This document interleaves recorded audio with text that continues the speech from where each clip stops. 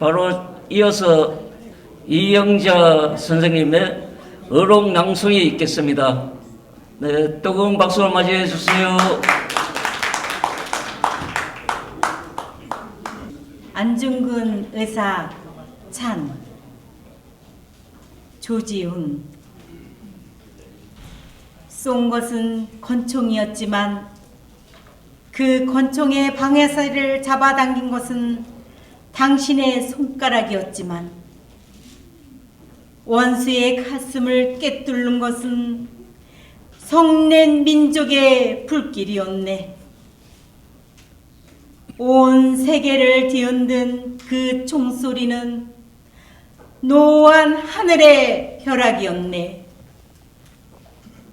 을을 위해서는 목숨도 차라리 홍모와 같이 가슴에 불을 품고 원수를 찾아 광야를 헤매기 얼마이던고. 그날 하루빈 역두의 추상같은 소식, 나뭇잎도 우수수 한때에 다 떨렸어라. 당신이 아니더면 민족의 의기를 누가 천하에 드러냈을까? 당신이 아니더면 하늘의 뜻을 누가 대신하여 갚아줬을까? 세월은 말이 없지만 망각의 강물은 쉬지 않고 흘러서 가지만 그 뜻은 결의의 핏줄 속에 살아있네. 그 외침은 강산의 바람 속에 남아있네. 네, 감사합니다. 네, 이어서 강연으로 바로 들어가겠습니다. 이장희 교수님 먼저 강연 시작하겠습니다. 뜨거운 박수로 맞이해 주십시오.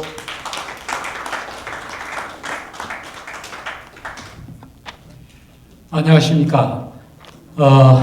정말 이 앞전에 축사해 주시고 또 기조 연설을 하신 분들, 그리고 또 공예를 해 주시고 또 DMZ 생태 설명해 주신 분들 제가 많이 공부를 했습니다. 오늘 제가 지금부터 하는 얘기는, 우리는 목표는 잘 아는데 how, 어떻게 이 점을 우리가 치밀하게 해야 되지 않겠냐. 자, 그 측면, how의 문제를 항상 강론에, 소위 악마는 디테일에 있다고, 우리가 이 강론에 좀 정신 바짝 차리고 제대로 가야 되지 않겠냐 해서 나 같은 사람도 이 자리에서 그런 점에서 조금 얘기를 드리겠습니다. 여러분도 아시다시피 오늘 제가 미군 문제입니다. 미국 문제입니다. 유엔사 문제입니다. 좋든 싫든 우리는 미국과의 여러 가지 관계를 맺었습니다. 여러분 아시겠지만 우리가 조미수교 1882년입니다. 그렇죠? 러일 전쟁 1904년이죠. 그죠? 러일 전쟁을 앞둔 우리 고종 황제는 이 땅이 타국의 전쟁터가 되어서는 안 된다라는 그런 생각으로 1903년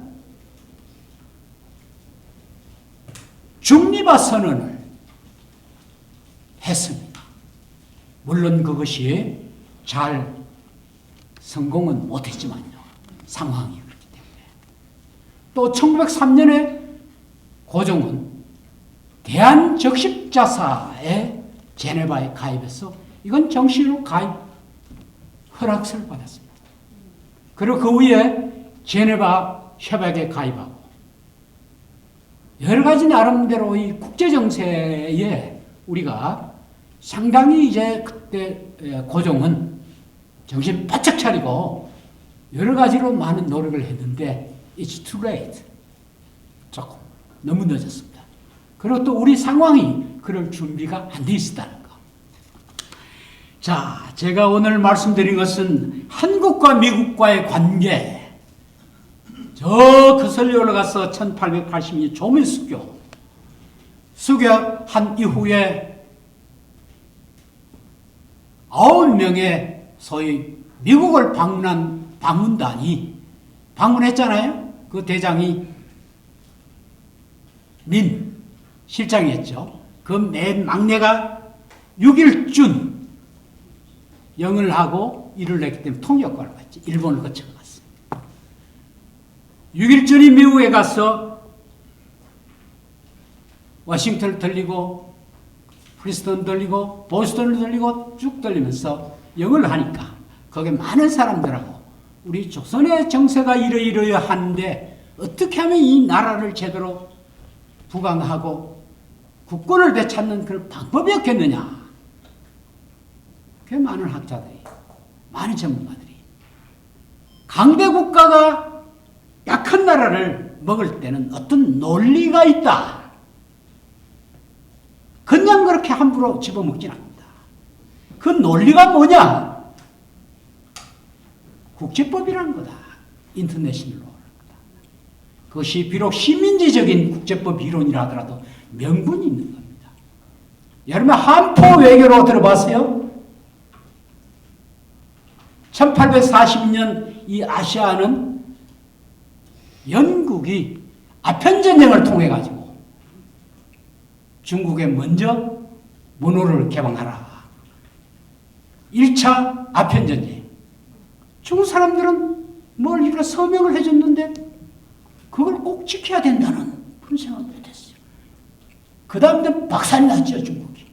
그래서 제2차 조약을 맺고 난 뒤에, 아편전쟁이 났고 난 뒤에 중국이 정신을 바짝 차렸어요.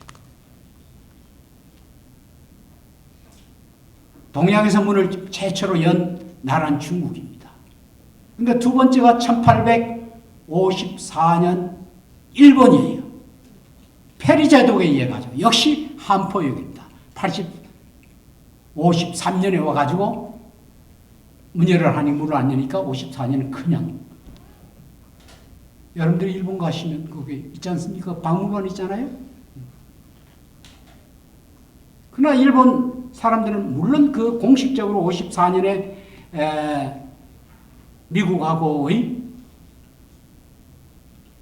조일 관계를 맺기 전에 이미 나가사키나 할 것 없이 그게 유럽의 세력들하고 상당히 많은 교육을 했지 않습니까? 그리고 이 국제 정세를 어떻게 대응해야 된다. 이런 빨리 적응한 거죠. 그래서 동양에 중국은 일본보다 빨리 어떤 면에서는 문호를 개방했지만 국제사회에 빨리 적응한 것은 일본이 빨리 적응하기 때문에 늦게 적응한 일본은 유럽의 세력과 미국 세력에 의해 가지고 결과적으로 정말 그 큰 대륙이 박살이 나버리잖아요. 그러나 일본은 국제정세에 빨리 적응한 일본은 오히려 그걸 잘 이용해서 전문가들을 유럽에 미국에 모두 파견해서 그 사람들이 돌아와서 그 30몇 명 가운데 한 사람이 이등방문이었대. 영국 에든버러 대학에 유학을 시키고 오스트리아 비엔나에 독일에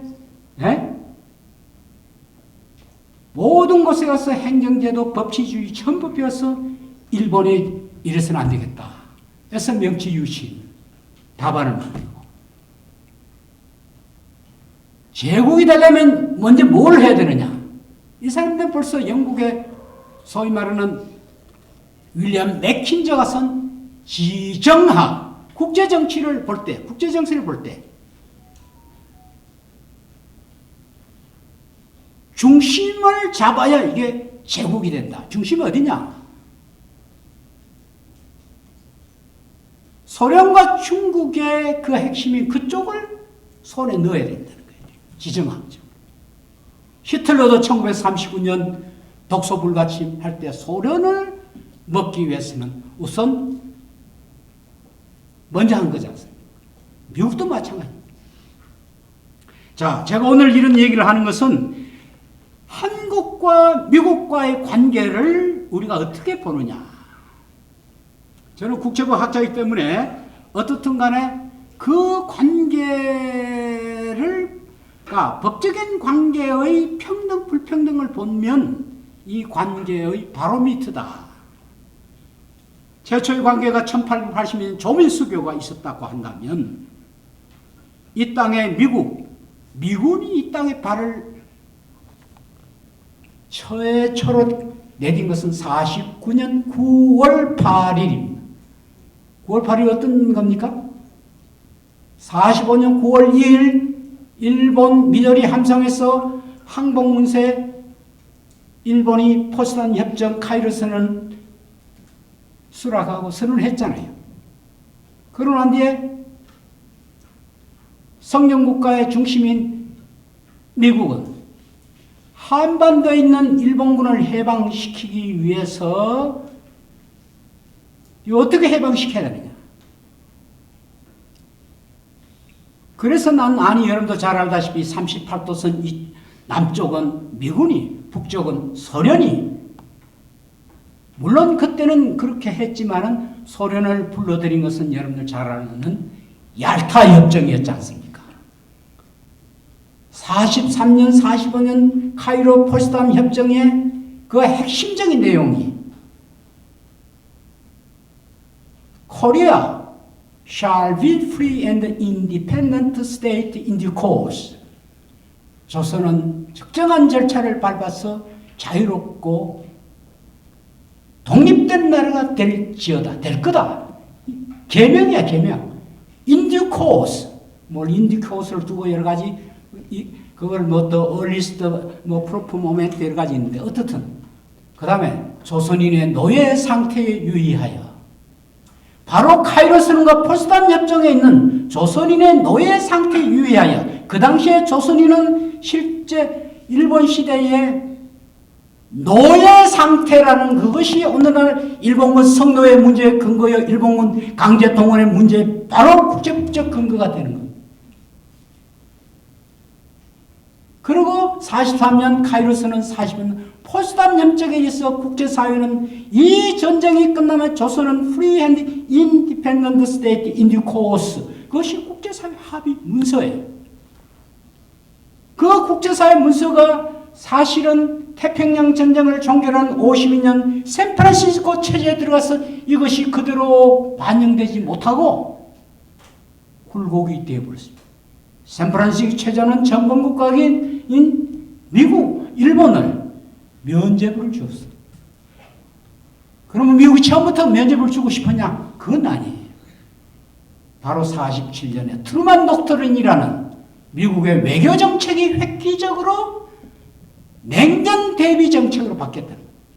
그리스가 사회주의 국가가 되고 미국의 소위 말하는 메카시 의원이 우리 미국 국회에는 80몇 명의 공산당 출신 빨갱이 국회의원들이 있다. 이것을 색출해야 된다. 미국 전역이 이 사회주의에 대비하는 이런 냉전 선풍에 따라가지고 사실 미국의 외교 정책이 1947년 트루만 독트린으로서 미국은 그전에는 monroe 정책에 의해서 해외 문제에 대해서 상당히 자제력을 합니다. 이제 적극적으로 미국의 대외 정책이 이와 같은 냉전 대비 정책으로 바뀌었다. 그래서 바로 52년 샌프란시스코 체제에서 일본을 강하게 응징하고 식민지 선배를 강하게 묻는 규정이 카이로스는 포츠담 협정 내용이 그게 그대로 들어가야 되는데 바로 47년 이렇던 미국의 대외 정책 때문에 52년 샌프란시스코 조약에 또 일본의 집요한 라비도 있었고요. 그래서 샌프란시스코 조약이 아리몽소 일제 강점 자체의 합법인지 불법인지 한이몽동이 되고 샌프란시스코 체제는 48개국이 전성국가인데 여기에 가장 태평양 전쟁과 식민지 피해 국가인 조선과 타이완은 48개국에 들어가지 못하고 샌프란시스코 체제 조약 14조에 보면 이 전쟁이 끝나서 분리되는 지역, 이 전쟁이 끝나서 전성국이 아니라 그냥 이 전쟁이 끝나면서 그냥 분리되는 지역, separated areas 되는 지역은 일본과 양자간에 해결하라. 그것이 1965년 한일협정 체제. 한일협정 체제는 52년 샌프란시스코 체제의 하위 체제이기 때문에 일제강점이 불법이라는 것이 명시가 못되고 일제강점 시에 있었던 우리의 소위 말하는 일본군의 승로의 문제라든가 강제동원 문제라든가 또 일본의 전범으로서의 손배상 문제가 명확하게 규정을 못한 것입니다. 어떻든 이런저런 문제에 싫든 좋든 미국이 다 관여를 했다는 겁니다. 여러분 알다시피 1904년 러일 전쟁 포츠머스 조약 미국이 중재를 했지 않습니까? 그리고 이어가 포츠머스 조약의 1904년 이어 1905년에 뭡니까? 카스라 테프타 조약도 미국이 관여했어요. 어떻든 한국과 미국은 멀리 떨어진 나라지만 우리의 과거 역사와 오늘날까지도 우리에게 영향을 미치고 있다. 자, 여기까지 얘기하고 본론을 들어가면 어떻든 미군은 45년 9월 2일 날 항공운세 일본이 수락을 한 뒤에 남쪽 38도를 해방하기 위해서 40년 9월 8일 최초로 미군이 남쪽에 발을 디딘 북쪽은 선임군들. 그런데 이렇게 들어온 미군이 여러분들 또 미소가 다 나갔죠. 49년 9월 9일을 다 나갔습니다. 미소가. 그건 미소 공의가 약속한 대로 1, 2차 실패했잖아요. 그리고 이렇게 나간 미군이 언제 다시 들었습니까? 50년 6.25 때 16개 참전국의 일부로서 또 들어왔습니다. 자, 여기부터 문제입니다. 16개 군의 참전국에 들어온 미군 참전국 가운데 제일 숫자가 역시 미군이 제일 많았습니다. 이 국제법의 아주 기본 원칙이 1648 베스트팔리아 조약 이후의 국제법 기본 원칙. 국가와 국가 사이는 소버린티, 주권이 있다. 국제사회 다 한 표다. 동등하다. 평등하다. 주권 평등이다. 국가를 대표하는 군대와 해외에 있는 외교 대사관은 바로 주권기관이다. 대한민국의 영토국권 내에는 대한민국의 법률이 다 통합니다. 주권기관. 그러나 대한민국 국적을 가진 사람은 대한민국이 있으나 서독이 있으나 미국이 있으나 대한민국의 법의 주의를 받아요. 그걸 인적 고권, 영토고권이라는 겁니다.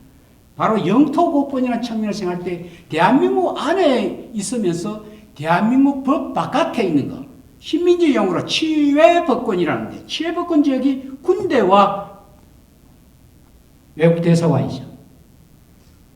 미국 군대가 여기 딱 들어왔단 말이에요. 미국 군대가 들어오는데 다른 나라 군대는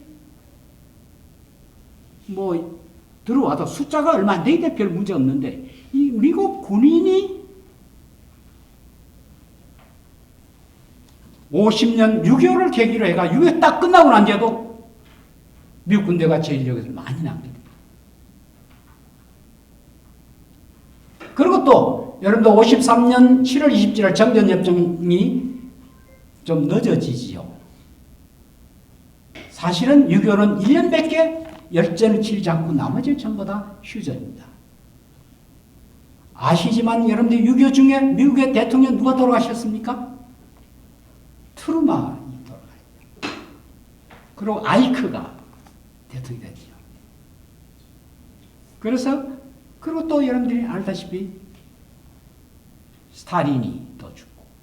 그래서 미국의 소련과 중국이 빨리 휴전하자. 미국의 선거 이슈가 빨리 한국의 이 전쟁을 끝내는 게 그 당시에 선거 이슈였다. 그래서 아이크가 대통령.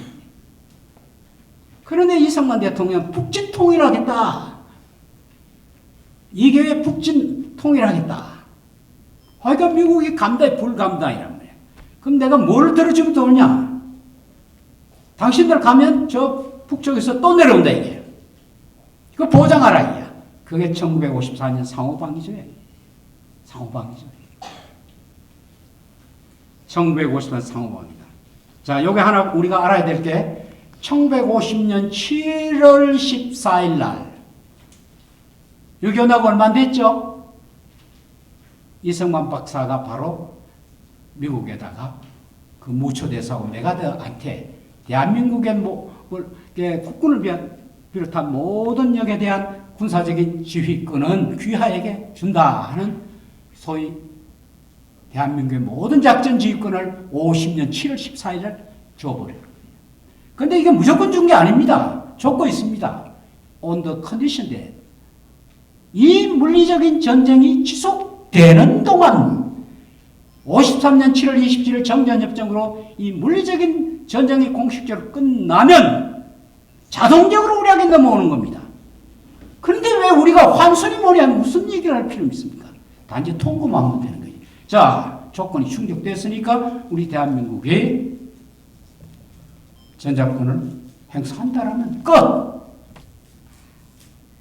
미국의 상당한 책임이 있죠. 오늘날 상당한 부분은 과거 보역을 막론한 이 나라의 역대 정부들이 제대로 할 일을 못했다는 것이 제 생각입니다. 이것은 한국의 정치가 아직도 정권 교체가 되고 정치 교체가 되지는 않았다. 이게. 당내 민주주의가 되지 않고 선거법이 고쳐지지 않고 내가 과거에 어떤 분이 자꾸 나한테 자문해달래가 정권 교체가 아니라 정치 교체가 됩니다. 이건 문재인도 마찬가지고 현재는 지켜볼 겁니다. 자, 이건 조금 내가 열을 올렸고 미안합니다. 여기에 생각하면 내가 불이 막 올라요.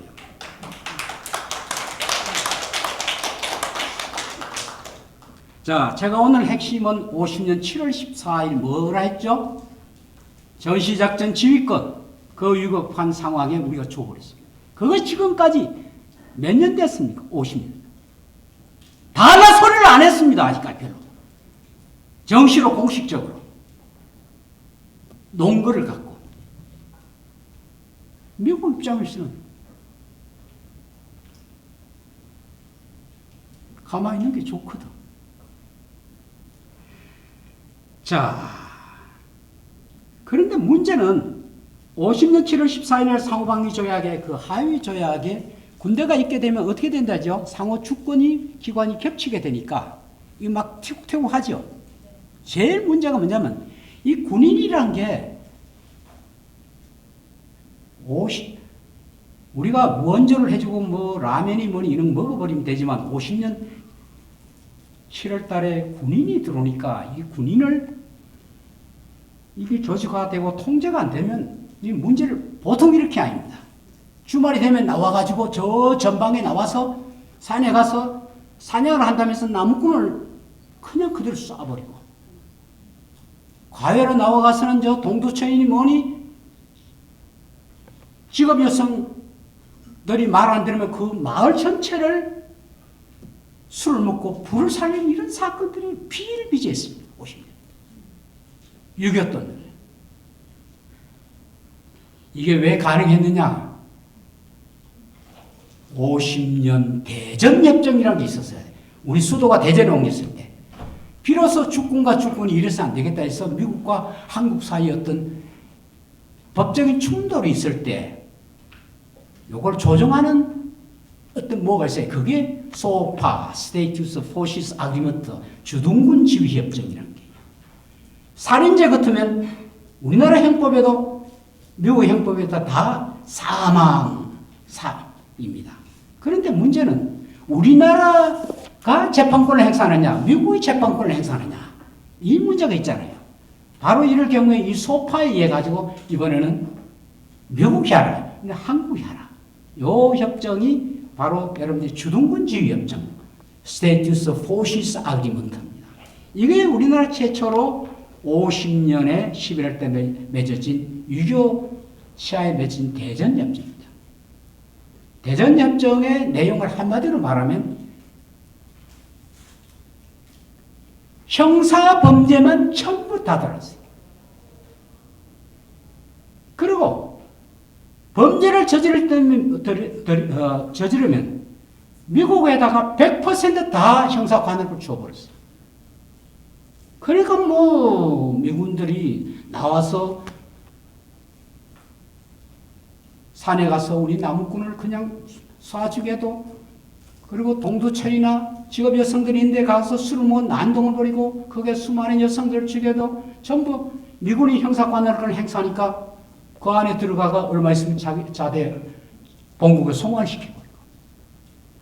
여러분들 저게 아시겠지만은 그 당시에 가장 중요한 우리 잡지가 사상계인데 50년, 60년 그때 우리 지식인의 거의 한 90%가 글을 쓰면 이 불평등한 대전협정 빨리 고치자, 이게 아마 90%예요. 우리 강경일 회장님은 아마 잘 아실 겁니다. 그런데 이 대전협정이라는 이 불평등한, 그래서 저는 이건 완전 노예협정이다. 그래서 50년 대전협정, 그래도 이걸 체결한 겁니다. 근데 이것이 1966년에 최초로 한미 간에 소위 말하는 법적인 미군과 미군이 한국에서 저지른 여러 가지 문제에 대해서 우리하고 조정하는 소파 협정이 맺어진 것이 제대로 된 게 1966년 한미 소파 협정입니다. 이 소파 협정에 소파도 형사관할권 문제, 민사 문제, 시설 기지, 환경 오염, 관세 많습니다. 그 가운데 제가 이게 형사관할권이 어떻게 이것이 조정이 되냐면 공무 중에 일어나는 범죄, 미군이 근무 중에 일어나서 우리나라 사람들하고 범죄를 저질 때는 미국이 관할권을 행사하고, 미국이 일과 6시 이후에 바깥에 나와서 술 먹다가 일어난 일은 공무 이외에서 일어날 때는 대한민국이 형사관할을 행사, 이렇게 조정이 됐어요. 얼뜻 볼 것 같으면 나토 협정이라든 미일 협정이라 비슷한 선진국형을 따라갔습니다만, 그러나 이 66년 소파 협정의 가장 큰 문제점은 사적으로 바깥에 일과 끝난 후에 술을 마시고 범죄를 저질러서 한국의 재판 관할을 갖고 있다 하더라도 2주 내에 한국이 행사하겠다고 법무부 장관을 통해서 공식으로 영어로 레터가 오지 않으면 자동적으로 미국에 넘어간다는 소위 자동 포기조항이라는 독소조항을 뒀어요. 여러분들 그게 미국 쪽에 올라가 우리나라 사람들이 요사이 우리 공무원들이 좀 무시무시하지만 과거에 쉽지 않았습니다. 그런 거 왜 자꾸 한미 간에 자꾸 문제를 일으켜? 그 한 두서너 번 올리면 그 사람 지키는 겁니다. 그러다 보니까 미군한테 범죄를 사적으로 당해다 그냥 모른 척하고 있는 겁니다. 그러다 보니 거의 90%가 이 자동 포기 조항 때문에 이 소파 조항은 아무런 의미가 없어진 거예요. 자, 이런 한미 관계의 바로메타, 그래도 좀 형태는 미국하고 나토 협정이라든가, 미국하고 일본 협정이라, 미국하고 필리핀 협정이라, 어떤 선진국형의 어떤 모양새는 같은 거 사실입니다.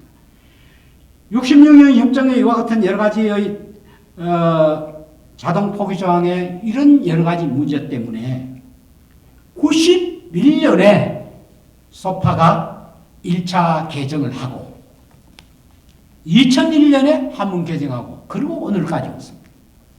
제가 91년에 하나 개정한 게 특징이라 하면 미군이 범죄를 저질렀을 때 그 저지른 범죄가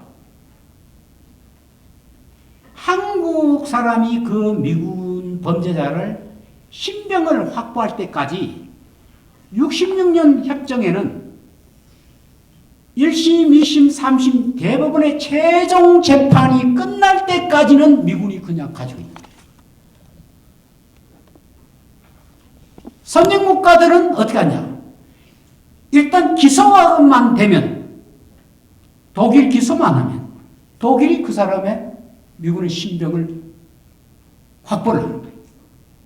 그러니까 우리는 91년 고칠 때까지, 아까 66년에 자동포기 조항 계속 미군이 최종 3심까지 올라가면 한 2년 되면 미군은 자동적으로 교체하게 돼 있어요.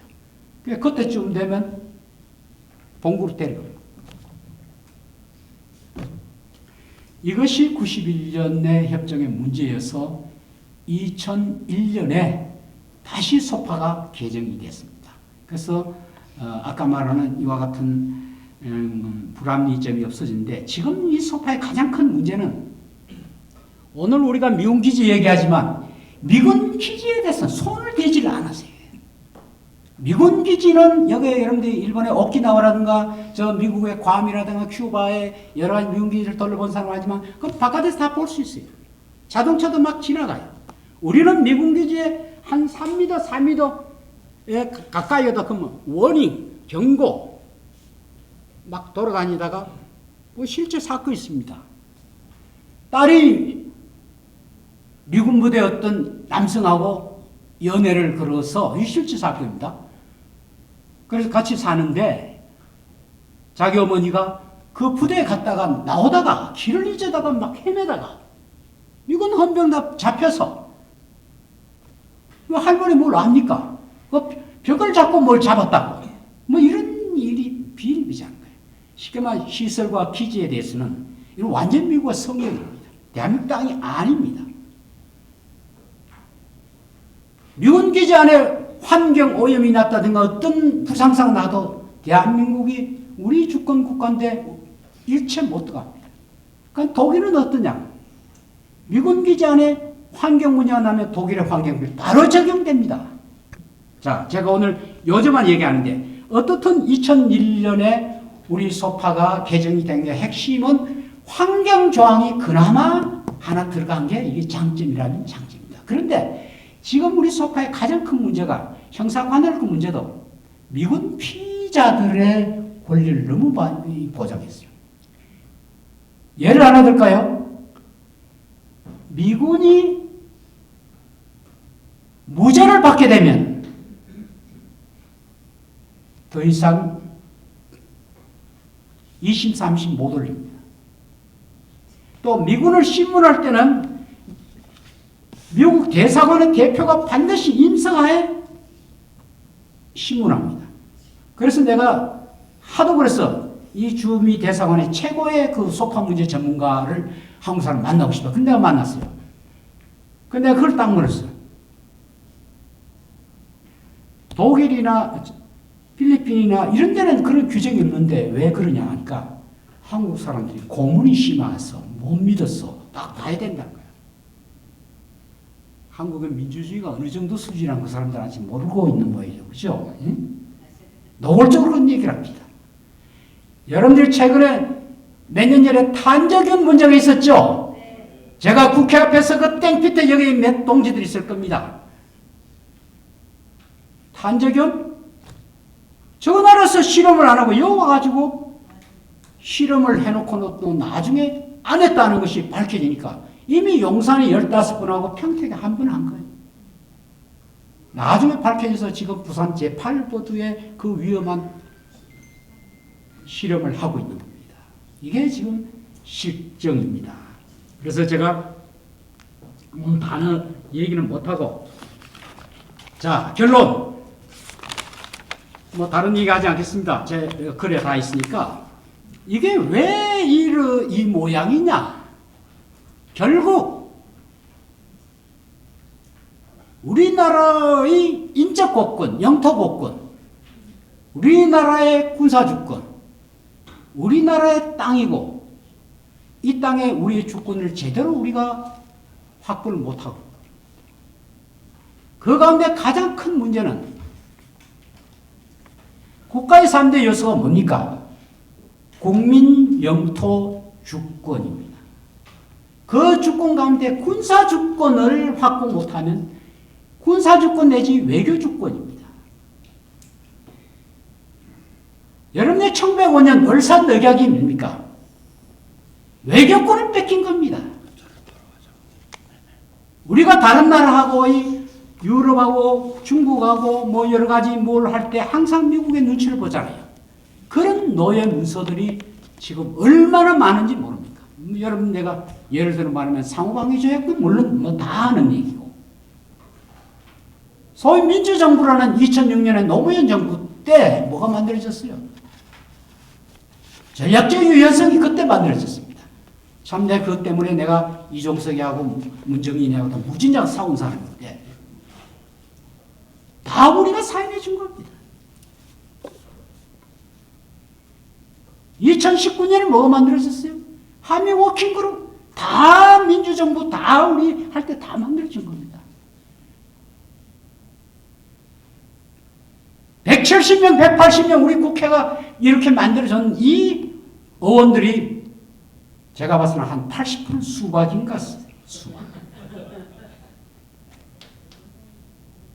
그래서 저는 자주적인 군사주권의 회복 이거를 우리 새로운 정부는 TF팀을 아예 만들어서 우리 현장에서 느끼고 있는 사람 전문가들 많습니다. 이분들 딱 모아가지고 한 3주만 작업하면 다 연구해 놓은 게 다 있습니다.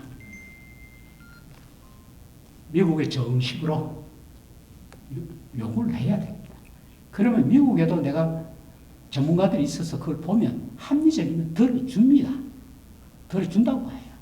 그런 것을 우리가 하지 않았기 때문에. 그래서 제 얘기는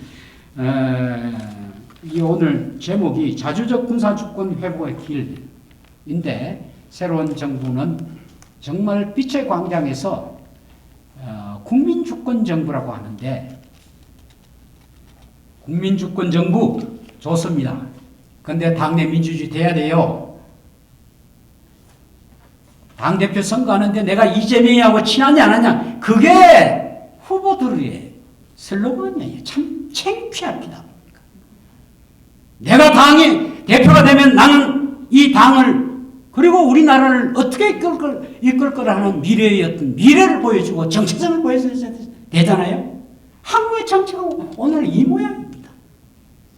내가 이 강연 보고 얘기하지 않습니다. 강연 내가 아주 정말 훌륭한 정치인이라고 생각하는 사람입니다.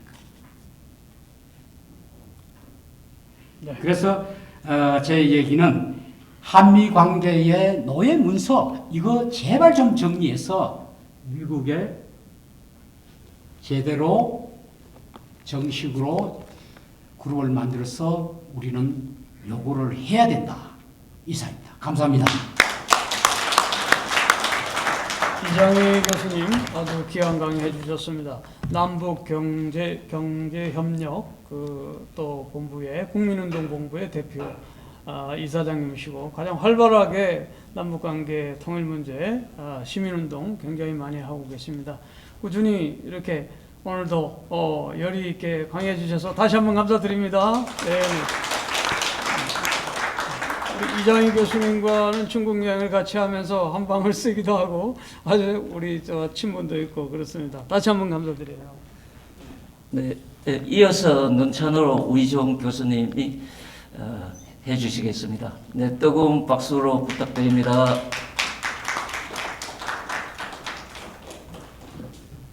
예, 순서에는 이 발제가 다 끝나고 하는 걸로 알고 있었는데 뭐 좋습니다. 어쨌든 이제 오늘 이 토론에 앞서서 세 가지를 먼저 좀 제 소회를 함께 하면서 토론을 진행하고 싶은데요. 어쨌든 우리 사회는 너무 악마가 들끓고 있는 것 같습니다. 언제부터 우리 사회가 이렇게 되는지 모르지만 뭐 이재명이나 이재명 지지자들에 대한 악마화 혹은 뭐 윤석열, 김건희나 그 지지자들에 대한 악마화 또 북에 대한 악마화 또 미군에 대한 악마화 저는 어떻게 보면은 우리 사회가 너무 악마가 들끓다 보니까 사실 악마라고 대화할 수는 없잖아요. 그러니까 싸워서 부시던가 뭐 제거해야 되지. 그러나 현실에서 나와 다른 입장이라고 해서 그렇게 무조건 악마화하는 이 우리 사회 풍조가 매우 우려스럽다라는 게 좀 있고요. 그런 면에서 이 그러한 어떤 다툼의 바탕에는 이 최소한 현장에서는 기득권의 문제가 있는 것 같습니다. 해방 이후에 이 친일 적폐 세력이 기득권을 가지고 있고, 또 미군이 우리 한반도에 방금 언급된 것처럼 국방 자체를 지들이 완전히 기득권화해서 우리 영토를 차지하고 있는 거죠. 그런데 이 기득권을 바로잡기 위해서 이 치우친 이 기득권 상황을 그냥 달라고 그러면 줄까요? 합리적인 얘기를 하면 줄까요? 저는 그렇게 생각하지 않습니다. 종종 어떤 우리 이런 사회 문제나 혹은 뭐 국가 간에서도 옳은 이야기, 정당한 이야기, 그래서 이렇게 불공평해, 이건 말이 안 돼, 뜨겁게 외치는 열사들과 예언자적 발언들이 많습니다. 그럼에도 불구하고 70여 년이 지나도 바뀌지 않는 건 왜 그렇죠? 저는 어떻게 보면 이 우리의 어떤 자주 국방의 문제도 원론과 혹은 어떤 타당한 이야기, 저는 100% 공감합니다. 옳은 이야기들.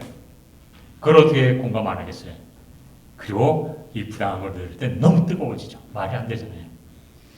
그러나 이 모든 문제는 here and now, 현장에서 맞는 이야기로 풀어가야 된다고 생각합니다.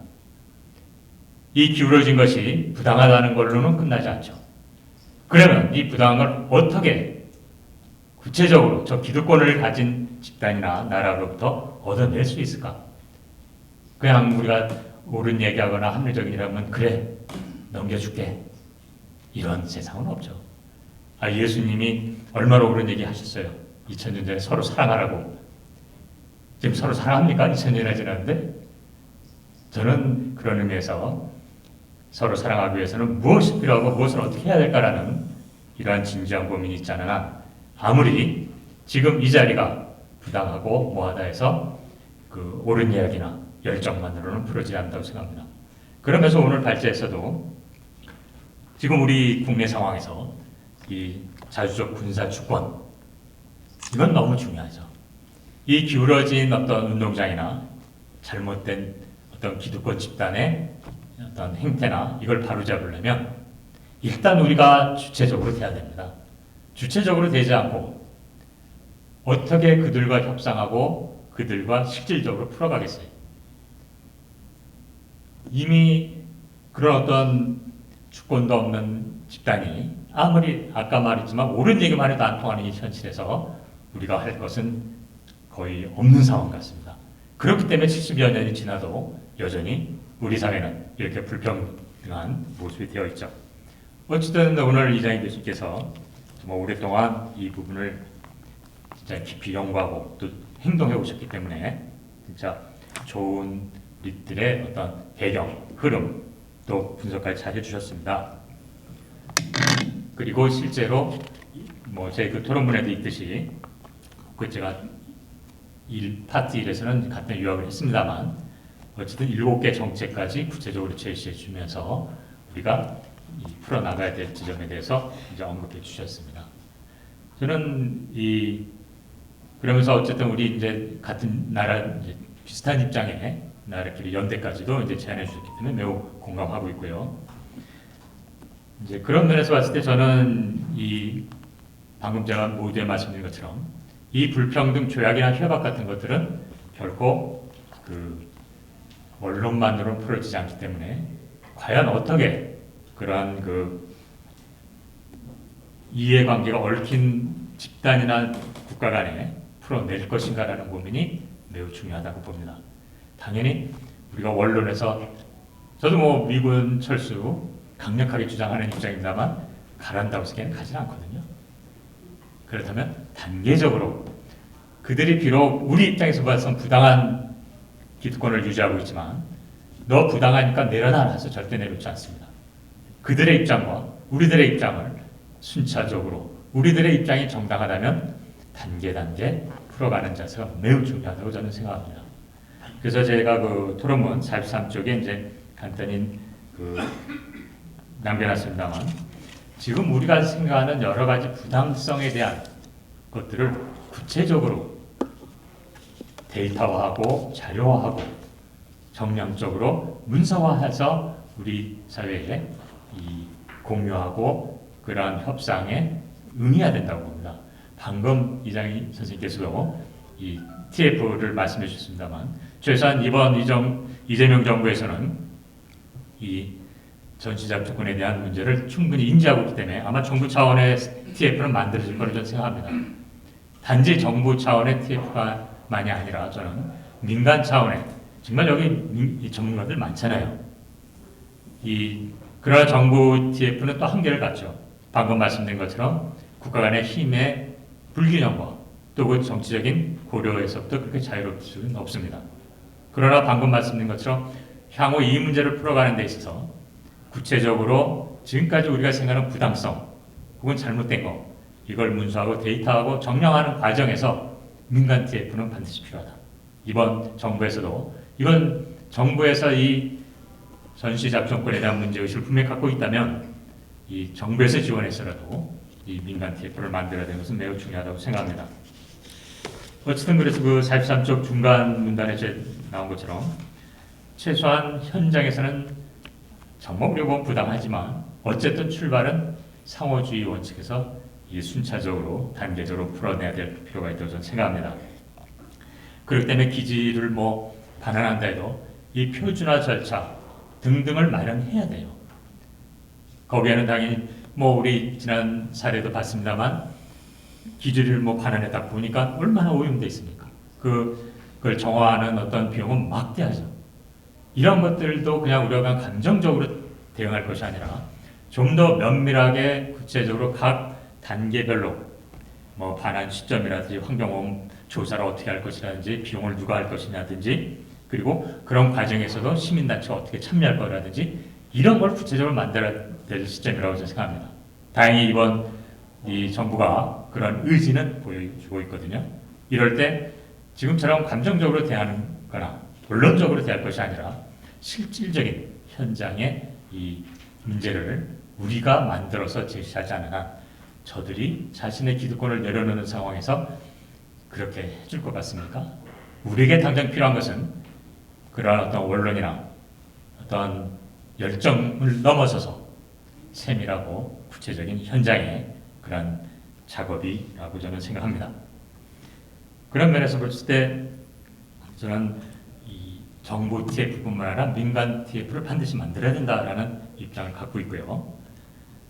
그 다음에 이제 이 전시작전권에 대한 얘기가 많이 있고 또 그건 전문가들이 많이 있을 거라고 생각합니다만 그냥 그 문외한으로서 제가 보기에는 일단 그 43쪽 밑에 써놨습니다만 이 자주 국방의 핵심이 전자권인 건 분명하지만 과연 막연히 전자권 얘기할 게 아니라 그 중에 전 핵심은 그런 지휘 정보 이런 지소미아 얘기도 충분히 있습니다만 제가 다음 기회에 필요하면 더 하겠습니다만은 이러한 지휘 능력에 대한 확보가 아주 중요한 것 같습니다. 사실 우리나라 국방력은 잘 아시다시피 국제적으로 5위다 뭐다 이런 정도잖아요. 그래서 물리적 어떤 이 국방력은 사실 국제적으로도 인정이 될 정도로 강력합니다만 여전히 머리에 해당되는 지휘나 정보 교환이나 이런 건 이번에 대표적인 사례가 이스라엘이 이란을 칠 적에 이스라엘에 미군이 있어서 그런 게 아니거든요. 그러나 철저하게 미군의 정보를 공유하면서 지원받아서 이란을 공격할 수 있었죠. 그런 면에서 이제는 더 이상 미군이 여기 주둔할 필요가 없다. 니들이 그렇게 말한다면 우리 스스로가 이제는 지원 체제로 바꾸라라고 요구를 해서 그것을 풀어나갈 필요가 있다고 봅니다. 그냥 막연히 우리가 할 수 있으니까 가 이렇게 한다는 건 현실성이 없고요. 머리에 해당되는 부분은 여전히 제가 보기에는 우리가 충분히 확보하지 못한 것 같습니다. 이 주목이나 이런 건 많이 세졌는데 그래서 그런 지점을 좀 더 우리가 얘기를 해야 된다고 보고요. 다음 이제 44쪽에 가보면 그러면서 당연히 저는 한미 군사 훈련 무의미한 거 중단해야 된다고 보지만 해라 그럼 그냥 툭 안 하는 건 아니거든요.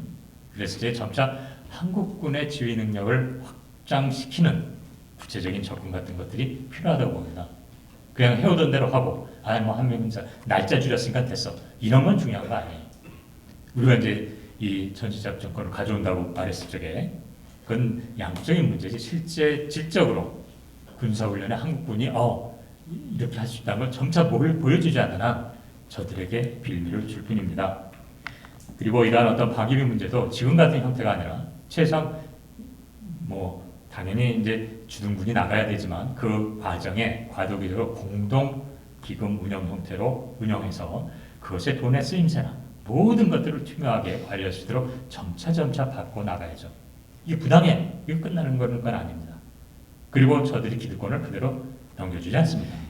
그래서 이게 어떤 군사적인 측면에서는 주둔이 아니라 지원의 형태로 뭐 그런 사례가 이 사례나 뭐 다른데 얼마든지 있으니까. 그리고 이러한 어떤 방위비의 문제도 일방적인 형태가 아니라 공동기금 운영 형태라든지 이런 식으로 가야 된다는 게 제 입장입니다. 그렇게 봤을 적에 저는 지금 이 대북이라는 미군의 역할이 대북에서부터 동남아 쪽으로 이렇게 변화하는 이 과정은 우리에게 기회일 수도 있고 또 우리에게 족쇄가 될 수 있다고 봅니다. 우리가 구체적으로 어떻게 그들과 이야기를 풀어가느냐죠.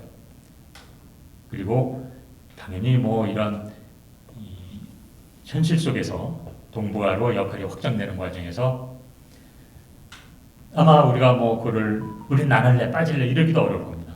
그러나 반드시 그런 상호 협의와 사전 토의라는 걸 전제하고 그리고 어떤 상황이 있더라도 무조건 자동 개입은 안 된다는 분명한 메시지는 남겨야 되겠죠.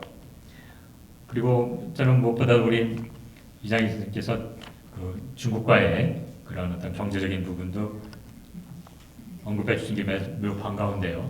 이거는 우리의 전시장소권을 포함한 자주 국방의 이야기는 단지 한국과 미국만의 이야기는 아니죠. 주변국 이런 다자 협상이나 그 최소한 바로 옆에 중국의 신뢰를 어느 정도 동시에 유지할 수 있는 해칭 어떤 자세가 필요하다고 보는데요. 어쨌든 그래서 제가 뭐 생각하는 몇 가지 사안은 그 마지막에 남겨놨습니다. 그럼 좀 더 자세히 들어갈 수도 얼마든지 있는 부분이긴 합니다만 토론의 입장에서는 생각했고요. 그런 면에서 저는 이제 오늘 행사에 참여자로서 하나 말씀드리고 싶은 건 그것은 이 앞에 이야기에서 나왔습니다만 이제 이 통일 문제는 지금 적대국 상황 속에서 다음 세대가 이어갈 것은 분명한 것 같습니다. 그랬을 적에 저는 이런 토론 자리에서도 이제 저는 예를 들어서 오늘 발제하신 그 두 분의 발제자는 늘 존경하는 그 분야의 전문가지만 이런 자리는 앞으로 40, 50대가 나와야 됩니다. 토론자 포함해서. 그들에게 이 다음 이 시대의 통일의 역군을 기대한다면 또 그들이 그때 주역이라면 이제는 그들을 키우고 그들을 앞세워야 됩니다. 발제나 토론에 있어서도 비록 평생 해오신 분보다는 부족할지 모르지만 그분들이 이런 자리를 채우지 않는 한 우리에게 과연 이 통일 논의가 그냥 우리들만의 원론적인 얘기가 되고 정작 현장에서 풀어내야 될 분들에게 이어가지 못할 수 있는 거거든요. 저는 최소한 65세 이상은 이 자리에 와서는 안 된다고 생각합니다. 제가 65세 이상인데도 오늘 굳이 등장한 건 이 말을 좀 하고 싶어서 하시러 왔어요. 네. 그래서 물론 이 말은 제가 오늘 발제하신 분을 존경하기 때문에 또 제 뜻을 충분히 이해하실 거라고 생각하기 때문에 이 자리에 나온 겁니다. 뭐 정부 하나 바뀌었다고 해서 또 적대국이 됐거든요. 이걸 뒤집어 말하면 정부가 어떻게 하느냐에 따라 또 바뀔 수도 있는 긍정적인 생각을 가지고 있습니다. 그러나 어쨌든 이 통일의 이야기를 끊임없이 이어가기 위해서는 이제 40, 50대 분들을 이 자리에 서게 하고 이 65세 이상은 최소한 후원하고 지원하는 형태로 가야 된다.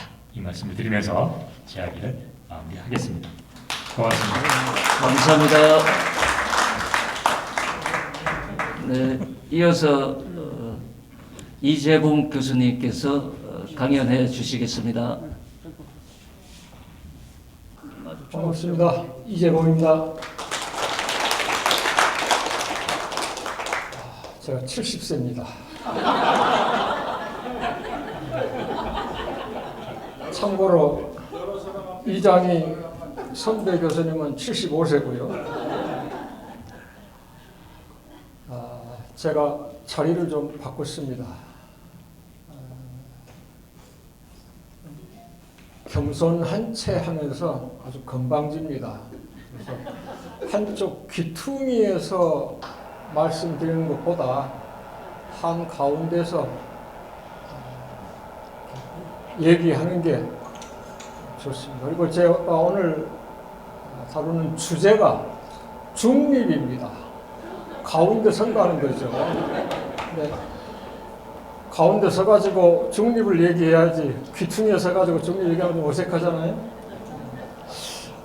더 중요한 이유가 있습니다.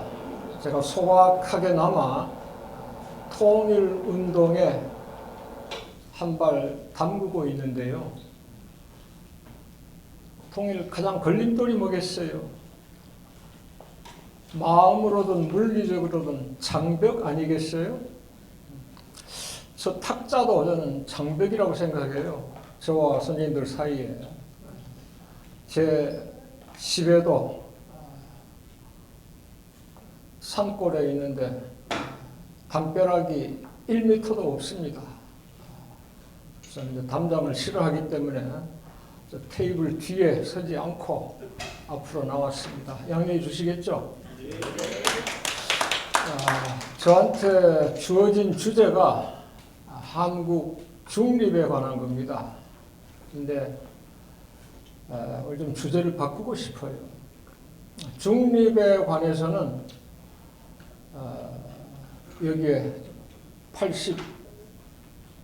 90에 가까우신 강종일 선생님 와 계시는데 강종일 선생님하고 책도 몇 권 냈고 또 제가 오랫동안 강연도 많이 했고 글도 많이 썼습니다. 그래서 맨날 써먹은 이야기보다도 새로운 이야기를 하는 게 저에게도 좋고 선생님께도 좀 더 유익하지 않겠느냐 싶어서 트럼프의 대외 정책에 관해서 글을 썼어요. 근데 저는 무슨 원고 청탁이나 강연 요청을 받으면은 꼭 하루 전날 글 쓰기 시작합니다. 그 버릇을 아직까지 고치지 못하고 있어요. 근데 여기에서 자료집을 만든다고 한 열흘 전에 글을 보내달라고 하는 거예요. 그래서 마침 그냥 잡지사에 글을 보냈습니다. 그게 우리 자료집 처음에 나온 겁니다. 며칠 전에 출판됐는데 진보당 기관지에서 요청한 글입니다. 진보당에서 한국 중립화에 관해 오래전부터 정책 연구를 해왔고 저도 거기에 조금 끼어 있었습니다만 이거를 이제 활성화하기 위해서 기관지에 중립화에 관한 글을 싣고 싶다 해서 보낸 겁니다. 여기 이제 중립화 전문가들이 지금 강준 선생님 말씀, 아까 이해학 목사님 말씀하신 저기에 가셨는가요 지금? 임상우 교수님 오랫동안 중립에 관해서 연구해 오신 분들인데 우리 사회에 중립에 관한 오해가 너무 많습니다. 첫 번째는 중립을 가운데 선다는 거는 아는데 어디의 가운데 서느냐? 이념의 가운데 서는 것으로 생각하는 경향이 많습니다. 과거 우리가 이제 냉전 시대를 거치면서 자본주의권과 사회주의권 어느 한쪽에도 치우치지 않는 것을 중립으로 생각했어요. 좀 비슷합니다만 냉전 때니까 정확한 것은 전쟁의 가운데 선다는 뜻입니다. 전쟁에 개입하지 않는 게 중립의 핵심입니다. 이념의 가운데가 아니고요. 그러니까 오해나 왜곡, 편견이 많이 빚어져요. 또 하나는요, 이걸 꼭 통일과 결부를 시키는 겁니다. 왜냐하면 1960년대, 그러니까 4월 혁명 직후에 우리 사회에서 중립파 운동이 아주 번개불같이 나타났어요. 그때 우리 선배들이 외쳤던 게 한반도 중립파 통일입니다. 그리고 북한, 내가 이제 조선이라고 불러야 되는데, 우리 그냥 입에 붙어버리고 귀에 익숙하기 때문에 조선, 북한 제가 섞어 쓰겠습니다. 북한은 1980년대부터 연방제 통일 방안에 중립파를 못 박아놓고 있습니다. 그래서 우리도 그에 맞춰가지고 중립으로 나가야 되지 않겠느냐. 그래서 한반도 중립파 통일 방안으로 내세우는 건데, 제가 요즘 좀 말하고 글 쓰는 것은 통일 방안으로서의 중립이 아니고 미국과 중국 사이의 전쟁에 휘말리지 않기 위한 한국 중립입니다. 그래서 중립은 상당히 과격한 운동을 내포하고 있습니다. 우리 사회에서 주한미군 철수를 외치면은 그야말로 좌빨이 돼버리잖아요. 중립은 주한미군 철수를 당연히 담고 있어요. 전쟁의 가운데 서기 위해서는, 전쟁에 휘말리지 않기 위해서는, 어떠한 전쟁에도 개입하지 않기 위해서는 전쟁 당사자한테 지원하면 안 됩니다. 전쟁 물자를 제공해도 팔아먹어도 안 되는데 군 기지를 제공하고 우리가 2만 명, 3만 명 군대를 가지고 있다. 중립에 가장 먼저 어긋나는 겁니다. 그래서 중립의 전제 조건은 외국 군대가 없어야 되고 동맹이든 적국이든 전쟁에 개입하면 안 된다는 거. 미국, 제가 즐겨 쓰는 말로 이 지구상에서 가장 호전적인 국가입니다. 전쟁을 통해서 태어났고, 전쟁을 통해서 영토를 확장했고, 전쟁을 통해서 패권을 찾았고, 전쟁을 통해서 패권을 유지하려 하고 있습니다. 미국처럼 전쟁 잘하고 많이 하고 좋아하는 나라 없습니다. 이것을 누가 생생하게 이야기했느냐? 2019년 당시 카터 대통령이 그때 트럼프 현 대통령한테 전화로 얘기한 내용입니다. 트럼프가 카터한테 자문을 구했거든요.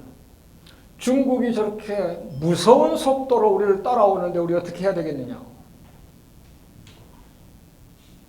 카터가 얘기한 게 바로 그겁니다. 중국은 생산적으로, 창의적으로 돈을 쓰고 있다 이거예요.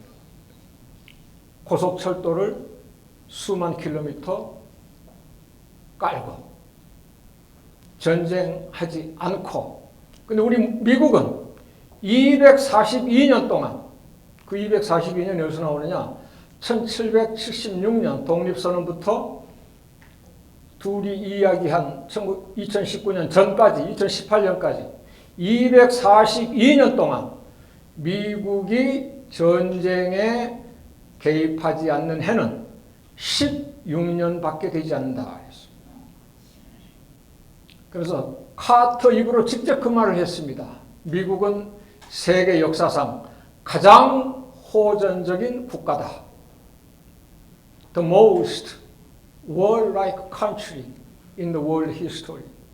이걸 미국이 전직 대통령이 현직 대통령한테 이야기한 거예요. 그러한 나라와 동맹을 맺고 있으니까 전쟁에 휘말리지 않을 수가 없습니다. 그래서 미국과 중국 사이에 전쟁에 우리가 휘말리지 않기 위해서는 작전 지휘권 착공 뭐 이게 문제가 아니고 주한미군 내보내고 중립을 취해야 된다는 겁니다. 거듭 말씀드립니다. 중립은 한 이념 사이의 가운데가 아니고 전쟁의 가운데, 전쟁에 휘말려 들거나 개입하지 않는 것이다. 이거 관련해가지고 제가 그 뒤에 자료집에 나와 있습니다. 그러니까 자료집에 글 2편을 실은 거예요. 트럼프의 대외 정책, 마침 한 군데서 강연 요청을 받아가지고 그걸 구상하고 있는데 이왕이면 이 글을 좀 빨리 써서 자료집에 실어야 되겠다. 근데 마감일 지나가지고 보냈는데 다행히 실렸어요. 선생님들 나중에 좀 덜 바쁘실 때 보시기 바랍니다. 요즘 트럼프 세계를 휘젓고 있죠. 많은 사람들이 트럼프를 예측 불가한 사람이라고 해요. 저는 절대 그렇지 않다고 주장합니다. 예측이 아주 가능한 사람입니다.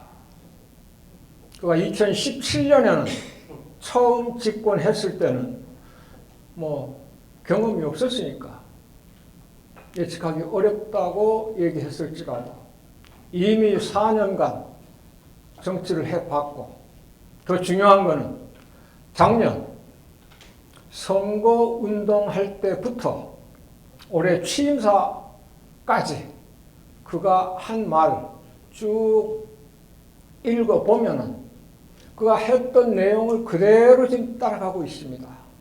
그러니까 미국인들 입장에서는 공약을 아주 잘 지키고 있는 거예요. 제가 지금까지 트럼프 그 자료를 가지고 있는 게 2024년 작년이죠. 작년 7월 공화당 대선 후보가 됐어요. 1시간 넘게 수락 연설을 했습니다. 후보 수락 연설이죠. 그 원고 가지고 있어요. 그가 후보가 돼서 공화당 정강 파티 플랫폼이라고 하는데 이건 좀 짧습니다. 사람들이 읽지도 않을 그 정강 정책 몇십 페이지 만들면 뭐 하느냐. 짧아요. 그거 하고. 그 다음에 선거 유세하면서 내뱉었던 공약들. 그 다음에 1월 20 취임사, 취임 직후 언론과 가졌던 인터뷰 이런 거를 쭉 한번 자세히 읽어보면요. 그 가장 강조했던 게 경제 살리기입니다. 이걸 좀 이제 경제 안보라고 합니다. 우리가 국력을 평가할 때 어느 나라든지 가장 기본적인 게 뭐겠어요? 국력의 요소는 여러 가지가 있습니다만 경제력과 군사력입니다. 이와 관련해가지고 경제 안보, 군사 안보 이렇게 나눌 수가 있겠죠. 어느 나라든지 마찬가지지만 특히 미국이 국내 정책과 대외 정책 아주 밀접하게 연계되어 있습니다.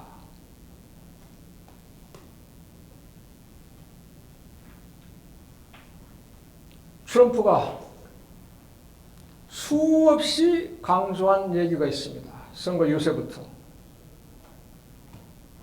바이든이 망쳐놓은 미국 경제를 빨리 회복해가지고 세계 역사상 가장 강력한 경제를 이루겠다고 했어요. 구체적으로 가장 먼저 인플레이션을 꼽습니다. 물가가 지금 너무 높다. 물가 내리겠다. 그 사람의 주 지지층은 미국 백인 중하류층입니다. 주로 노동자들이죠. 노동자들 세금 대폭 깎겠다고 했습니다. 서비스업에 종사하는 노동자들 팁 많이 받잖아요. 팁에 세금 붙이지 않겠다고 했어요.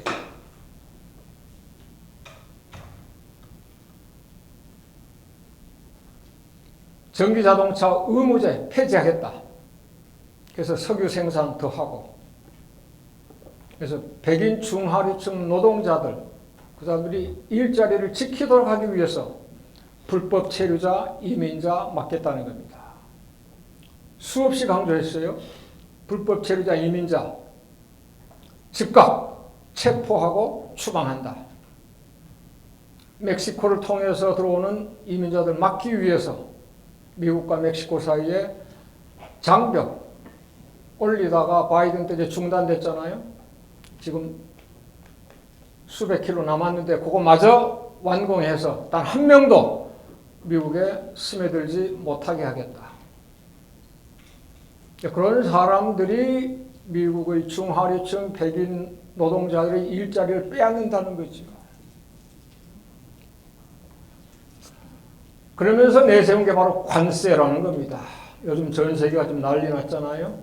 우리도 그렇고요.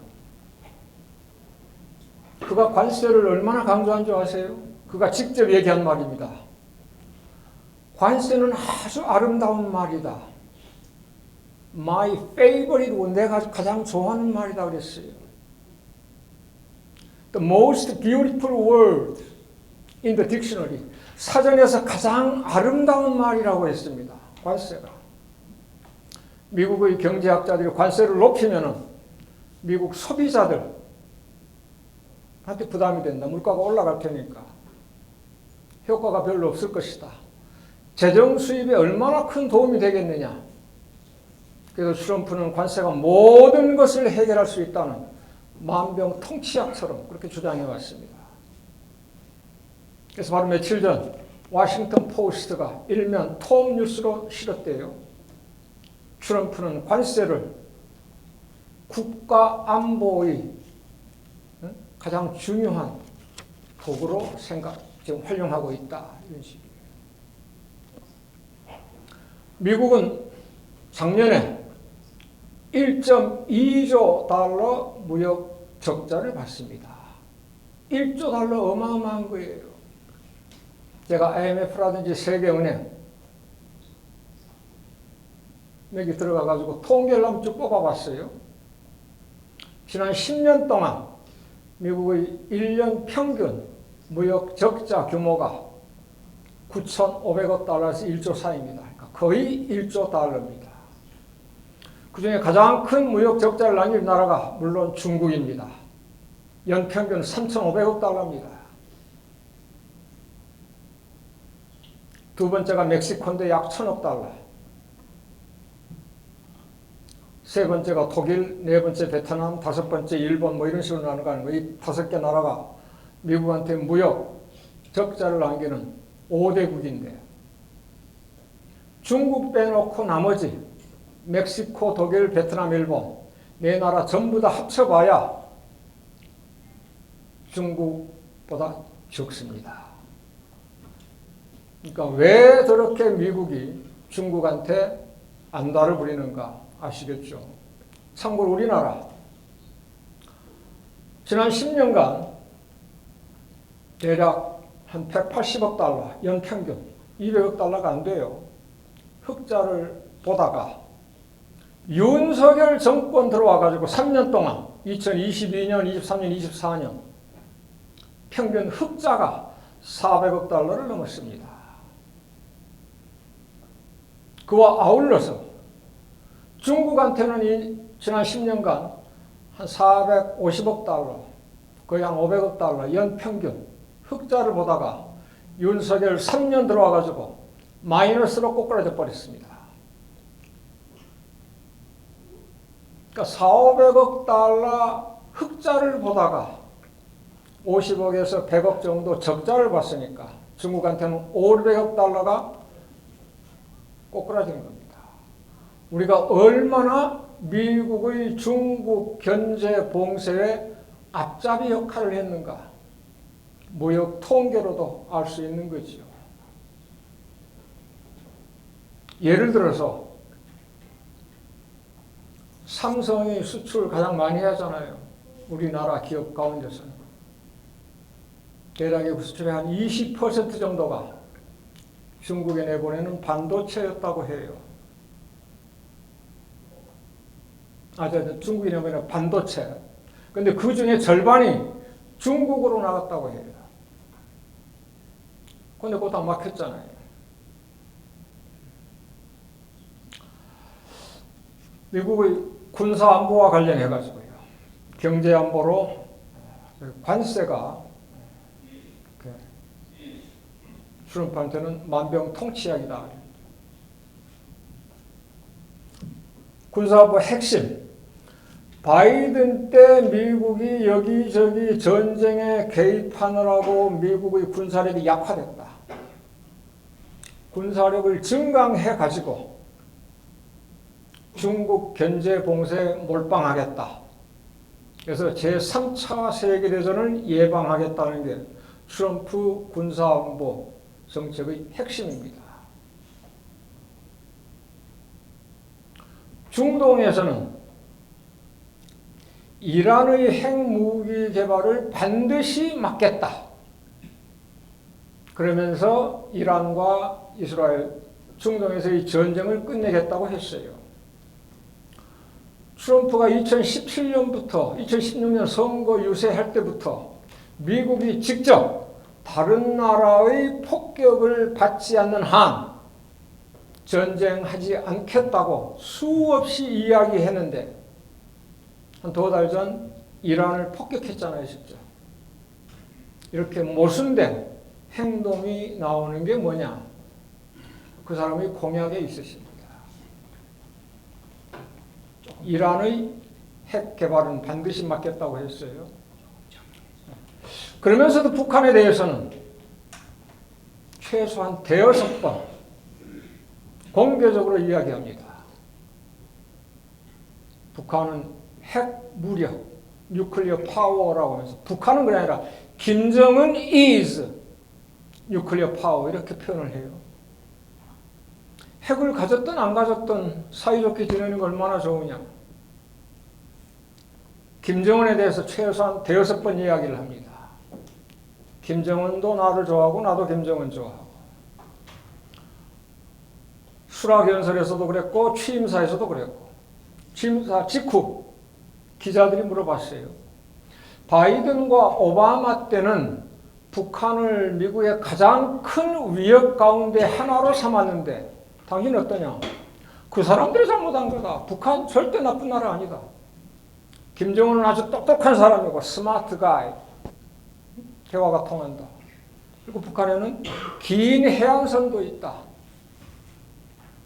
그래서 트럼프가 해안선이 긴 북한에 콘도를 짓고 싶어서인지 그가 지금까지 그토록 집착해온 노벨 평화상을 받기 위해서인지 북한과 아주 사이좋게 지냈다고 몇 번이나 얘기했어요. 바로 지난달인가요? 트럼프가 김정은한테 친서를 작성해서 보내려고 했는데 뉴욕에 있는 북한 외교관들이 수령하기를 거부했다. 북한 사람들이 그렇게 대단해요. 그래서 기자들이 그거 확인하려고 물어봤어요. 트럼프한테. 정말 당신 친서 만들어가지고 북한에 보내려고 했느냐? 거절당했다는 얘기는 하기 곤란하니까 그냥 대답을 안 하고 북한하고 갈등이 있으면 풀 것이다. 이렇게 대답했습니다. 우리 남한에 대해서 딱 한 번 이야기를 했어요. 작년에 트럼프 집권 전에 우리가 주한미군 유지비 분담금 협상을 했잖아요. 트럼프가 들어서 그 분명히 올릴 테니까 그러기 전에 아예 그냥 딱 앞으로 3년 것까지 다 합의해버리자. 그래서 대략 주한미군 그 유지비가 해마다 거의 10%, 한 7, 8% 올라간다고 생각하면 됩니다. 올해 10억 달러, 내년이면 11억 달러 이렇게 되는 거예요. 트럼프가 그 소식을 듣고 그거 잘못했다. 작년 9월인가 그랬어요. 내가 지금 백악관에 있다면 최소한 100억 달러는 받을 것이다. 한국은 돈 많은 나라다. 거기에서 머니머신이라는 게 나온 겁니다. 돈 기계다. 우리가 달라는 대로 받아낼 수 있다 이거예요. 그리고 이제 전략적 유연성. 요즘 가장 큰 이슈가 되고 있죠. 이재명 트럼프 회담이 열리면은 주한미군 한미동맹 현대화, 전략적 유연성, 방위비 분담금 이런 거 나오지 않겠느냐 그러는데 전략적 유연성 이제 나온 얘기 아닙니다. 이미 1991년 소련이 무너졌을 때 주한미군 역할 변경이 나왔어요. 미국 국방부 문서에. 뭐라고 나왔느냐면은 주한미군은 남북한이 통일되더라도 계속 유지해야 된다. 북한 남침이 목표가 아니라는 소리죠. 중국 견제하기 위해서. 그리고 전략적 유연성이 구체적으로 나온 게 2005년입니다. 합의했잖아요. 이게 뭐예요? 유연성이라는 게. 육군 중심 붙박이로 여기에 있는 게 아니라 해군, 공군 중심으로 한반도 밖에 얼마든지 나갈 수 있다. 유연하게 이런 거 아니겠어요? 2005년 아주 중요한 해였습니다. 네, 교수님 시간이 논찬 시간. 오늘은 익산에서 왔으니까 좀 봐주세요. 한 5분만 더 합시다. 5분? 예. 강의료 더 달라면 안 할게요. 공연이 저 익산에서 왔으니까 5분만 더 할게요. 그리고 원고 이렇게 박수를 치시는 거예요.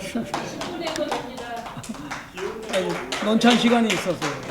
논찬 시간이 이제 있고 또 다음에 공연이 있습니다. 예. 원래 저 가장 훌륭한 강의는 가장 짧게 하는 거라는데 저는 그 경지에 이르지 못했습니다. 죄송합니다. 아무튼 주한미군 역할 변경, 2005년 그 얘기는 제가 뺄게요. 그 제가 지금까지 해온 얘기예요. 그럼 주한미군 역할 변경을 이제 공개적으로 이야기하고 있으니까 과거에 은밀하게 이야기할 때는 뭐 좀 우리가 대꾸하기 곤란했을지라도 이렇게 대응할 수 있잖아요.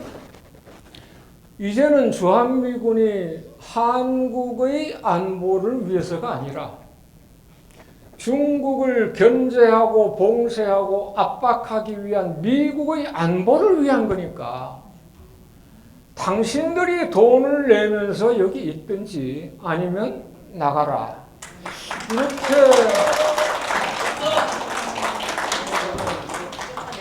이렇게 떳떳하게 얘기할 수 있지 않느냐. 전략적 유연성이라는 말이 테이블 밑에서 은밀하게 논의되는 거라면은 이야기하기가 곤란할지라도 공개적으로 주한미군은 중국을 견제하는데 중점을 두겠다고 하는데 그렇다면은 우리가 돈을 10배 더 낼 게 아니라 니들이 100% 내든지 아니면은 나가다오. 이렇게 협상을 할 수 있어야 되지 않을까. 그런데 이렇게 하려면은 미국 CIA로부터 총 맞을 각오를 해야 됩니다. 근데 이제 이재명 대통령이 그런 생각은 가지고 있어요. 확신합니다. 대화도 해봤고요. 근데 지금 이제 정권 초기이기 때문에 그건 조금 이제 더딜지라도 앞으로 잘 협상할 수 있으리라 생각합니다. 그 대신 선생님께서 많이 도와주셔야 되겠죠. 우리 시민사회에서 그러한 분위기를 만들어야 되지 않겠느냐. 고맙습니다. 감사합니다. 사실 개일평화통일연대는 이재봉 교수님의 그 역할이 너무나 큽니다. 여러모로 제가 너무 은혜를 많이 받고 있는데 오늘 이렇게 짧게 자꾸 요구해서 죄송합니다. 예, 너무 사랑하고 존경하기 때문에 그렇습니다. 이해해 주십시오. 자, 이제 이호규 교수님이, 동국대 교수님이 논찬을 해 주시겠는데요. 시간이 좀 짧아서 죄송합니다. 지금, 또 포럼, 평화 포럼 대표이기시도 하고 그렇습니다. 예, 신문 방송학 전공이시지만 북한 정보를 누구보다도 잘 아시고 수시로 자주 북한인들과 직접 고위급 간부와 교류를 하시면서 보급 정보를 갖고 계시는 분입니다. 왜냐하면 신문 방송 전문이시니까 더 정보에 아주 대단하신 분이신데 함께해 주셔서 감사합니다. 자, 우리 이혁규 교수님은 박한식 교수와의 그 대담을 같이 줌으로 수업을 쭉 하면서 최근에 좀 있으면 이제 책이 같이 공제가 하나 나올 겁니다. 네, 환영합니다. 예. 보니까 지면이나 방송이나 혹은 또 박한식 산악방에서 뵀던 강종일 선생님, 이재병 선생님, 특히 이재병 선생님의 말씀에 제가 무슨 이야기를 하겠습니까? 근데 제가 학회에서는 발표나 토론을 많이 해봤는데 이런 좌석은 지금 처음입니다, 제 인생에서.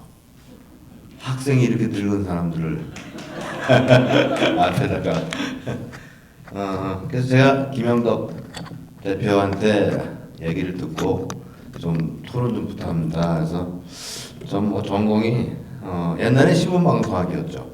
지금은 미디어 커뮤니케이션인데 뭘 제가 그럼 기여를 할 수 있을까 했는데 아까 우리 소개를 하실 때 지금은 안 됩니다. 지금 못 만나잖아요. 예, 지금 못 만나고 아마 북쪽 친구들하고 많은 교류를 했습니다. 왜냐하면 제가 NGO에 있기 때문에 술도 많이 먹었고 선물도 많이 갖다 줬고 노래방에서 같이 가라오케에서도 술도 먹고 생일날 미역국도 얻어 먹었고 그러면서 느낀 건 딱 두 가지만 말씀드리고 가겠습니다. 많이 말씀드리려고 했는데 하나는 이겁니다. 제가 큰 실수를 하나 했는데 예를 들면 제가 이재봉 선생님한테 아시는 분도 계실 거예요. 나이가 드신 분들은 이재봉 선생님한테 누굴 좀 소개시켜 달라. 왜 어떤 일을 하기 위해서. 그래서 이재봉 선생님이 누굴 소개시켜 주셨어요, 저한테. 그래서 제가 너무 감사하니까 그날은 죄송합니다. 룸사롱이 막 가가지고 난리가 난 거예요. 그런데 거기서 놀다 보니까 제가 이재봉 선생님보다는 새로 소개받은 사람을 더 친하게 된 거예요. 그럼 한국 사람들은 어떻게 하느냐? 그 다음부터는 그 사람하고 만나요. 제가 한번 그런 적이 있었습니다. 블라디보스톡에서. 그래서 B라는 사람을 만나서 야, 내가 이 일 때문에 너하고 무슨 저녁을 먹어야 되겠다. 그래서 저녁 장소를 갔어요. 근데 이 친구가 아니 이 선생님 북한말로 하겠습니다.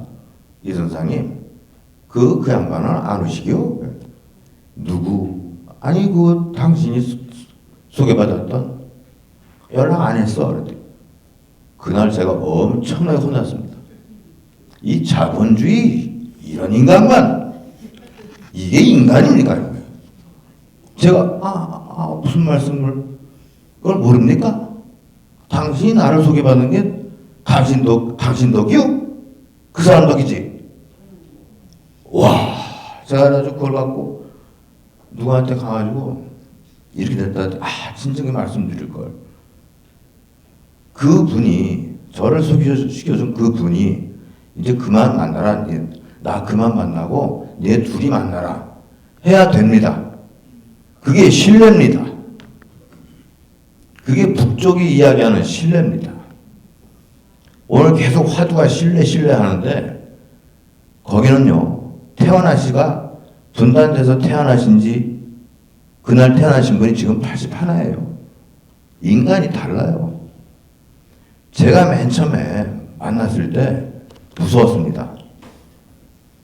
그러나 수십 명 만나면서 수십 명하고 술 먹으면서 다르구나. 인간이 비슷하구나. 이제는 압니다. 달라요. 생각이 완전히 다릅니다. 사고 방식이 달라요. 어떻게 통일합니까? 아까 꿀 얘기하시더라고요. 맞습니다. 통일되면요 난리가 납니다. 난리가 나. 제가 지금 한 친구는 한 10몇 년 만나는 친구도 있었는데 이제 못 만나죠. 지금 오이사주지 이후에. 받는 걸 당연하게 받아요. 받는 거를. 무슨 말을 하냐. 남쪽이 줘야지. 왜? 퍼줘야지. 왜? 니네들 우리가 중국하고 소련을 그냥 막아주잖아. 그런 식으로 생각합니다. 논리가 짜는데 논리예요, 걔네들은. 알았어. 뭘 필요해?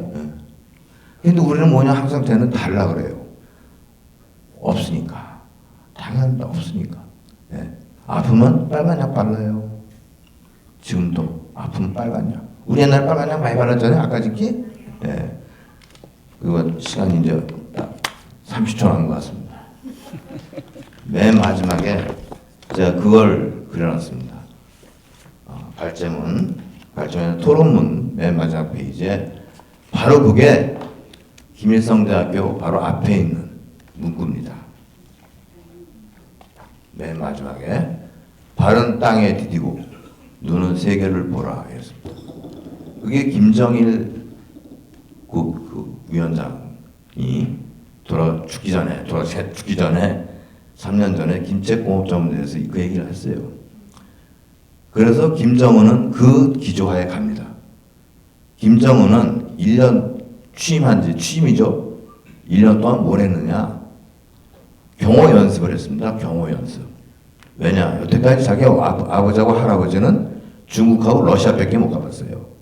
자기는 이제 여기저기 가겠다는 겁니다. 왜? 그 문구가 이전에는 북한이 중심인 줄 알고 계속 그렇게 교육을 시켰습니다. 주민들한테. 근데 그 이후에 우리도 세계 일원이 돼야 되겠구나 라고 하는 게 바로 그 문구입니다. 그래서 김일성 대학교 애들은 정말 학교 파할 때 항상 그 문구를 봅니다. 그래서 제가 왜 그러냐. 과연 우리가 북을 알려고도 했고 아니야 이겁니다. 우리는 항상 북은 상수예요. 상수. 우리가 오려면 가고 오지 말려면 가고 이런 데가 아니에요. 지금 왜 그럼 얘네들이 적대 국가냐? 전 대강 알아요. 예. 여태까지 아까 이해학 선생님이나 다 선생님들 말씀하셨어요. 약속을 지킨 적이 없어요. 특히 문재인. 정말 그 많은 군중 앞에서 그렇게 멋진 연설을 하시고 오셔서 무기를 그만큼 구입을 합니까? 화가 났죠. 예. 한 1분만 되겠습니까? 1분만. 요거 하나만 하고 금강산을 한번 이렇게 보면요. 우리가 그걸 몰라요. 금강산에 철조망이 있습니다. 지금은 다 치웠어요. 왜 철조망을 만들었느냐? 남한 사람들이 가야 되니까. 그러니까 북한 아이들은 거길 철조망 넘어서 못 가잖아요. 그런데 10몇 년 동안 남쪽에서 안 가는 겁니다. 그러니까 북쪽 사람들이 뭐라 그러냐? 그 남쪽 아들이 안 오는데 그거 왜 철조망을 치나? 그거 왜 내 땅인데 못 가나? 그러니까 중앙관리들이 뭐냐면 이거 평양에서 없다 연락이. 좀 이해해달라. 아니 내 땅을 왜 못 가냐 말이야. 그 남쪽 새끼들 안 오는데. 라고 요구를 엄청나게 합니다. 그럼 당연히 우리도 만약에 설악산에다가 딱 철조망 쳐놓고 북한 애들 오는데 안 와. 그 철조망 치워라 왜 내가 내 땅 못 가냐. 그럴 거 아닙니까? 그게 역지사지예요. 과연 우리가 그랬을까? 제가 16년 만났습니다. 북쪽 애들. 지금은 연락을 안 됩니다. 예, 조선족을 통해서 합니다. 지금도 편지는 보냅니다. 딱 하나입니다. 둘이 통일이고 뭐고 거대 담론 하지 말고 나이키에 버금가는 운동화라도 만들자.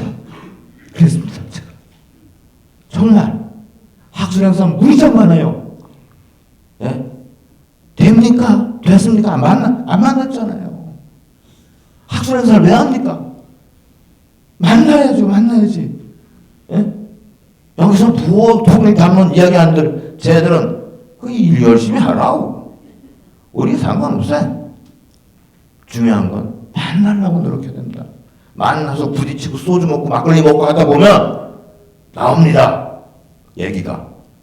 그게 박하인 선생님 말씀이에요. 저도 그렇고. 제가 박하인 선생님 존경하고 거의 뭐 저를 양아들 식으로 말씀하시는데 요즘에 뭐 시간만 더 있으면 조금 더 얘기하겠지만 여기까지만 하고 23일 날 박하인 선생님 산악방 있잖아요. 예, 그때 뵙겠습니다. 예, 감사합니다. 네, 감사합니다. 강의와 논천은 전부 마쳤는데 다시 한번 뜨거운 박수로 부탁합니다.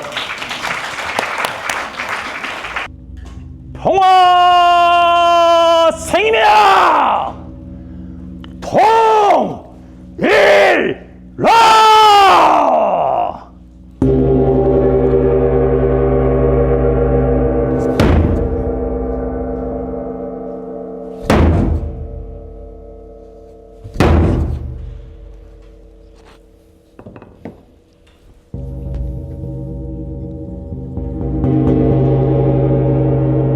하늘을 여소사!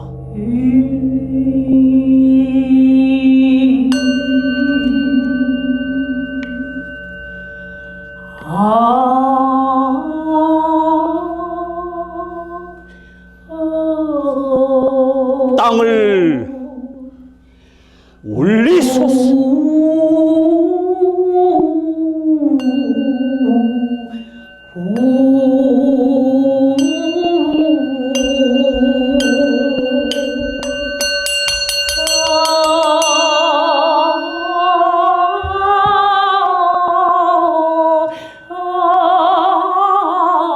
사람을 깨우소서.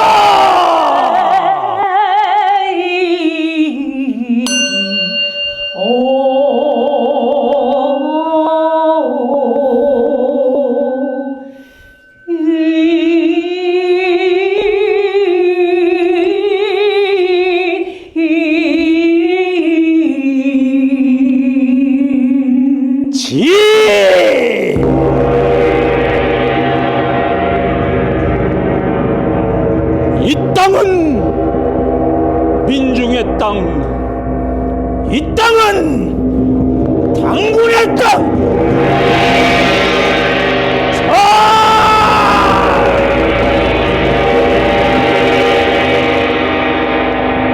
하늘 백성이여,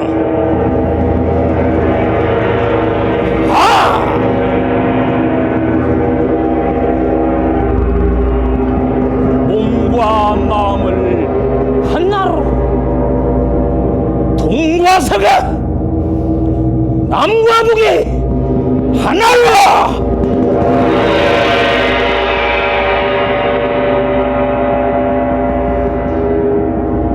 천지 마음, 천지의 기운으로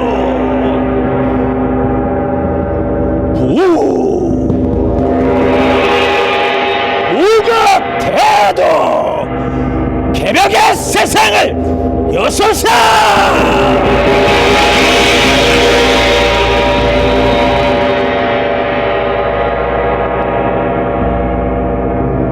육체 없는 정신이란 있을 수 없고,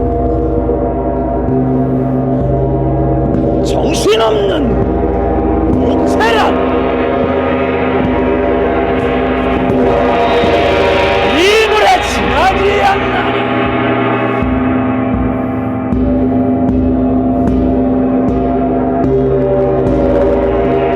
역사를 읽는 그대는 미래가 없나니. 정신이여, 혼이여, 깨어라, 깨어라. 민족의 혼을 잃은 자는 허수아비와 같으며 참 도를 모르는 자에게는 밤이 깊나니. 무릇 평화와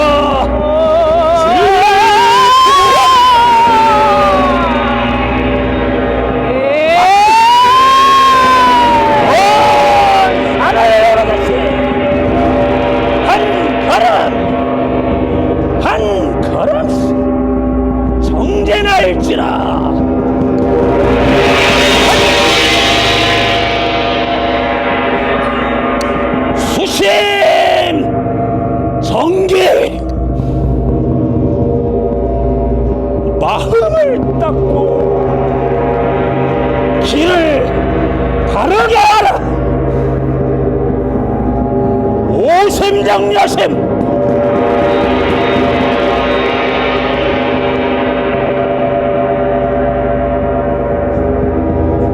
경천에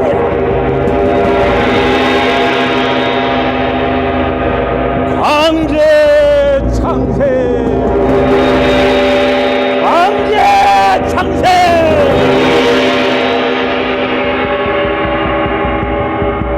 도구 안매나라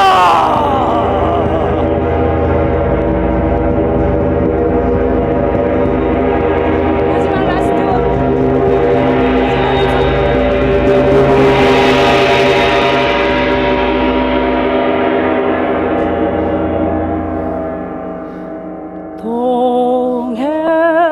동해물과 백두산이 마리고 닳도록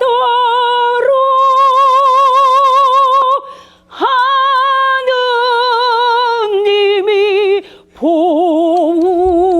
보호하사 우리나라 만세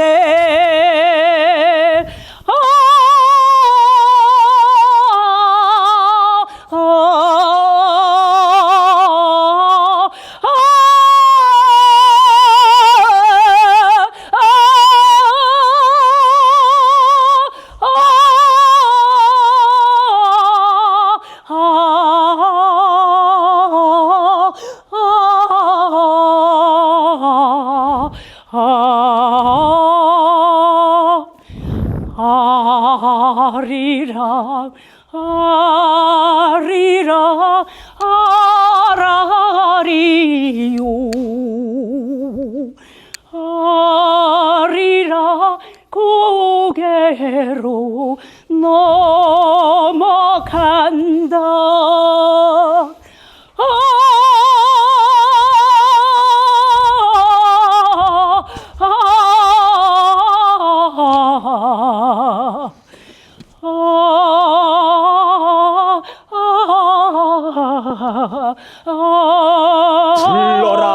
불러라 다시 불러라 아리라 외쳐. 아라리요 아리라 고개로 넘어간다 나를 버리고 나를 버리고 가시는 님은 심리도 못 가서 발병나 한 번 더 합니다 헤이 불러라 외쳐라 아리라 남북한 아리라 아리라 백두에서 한라까지 아리라 아리랑에 가요 넘어가자 버리고 나시는 님은 심리도 못 가서 발병 난다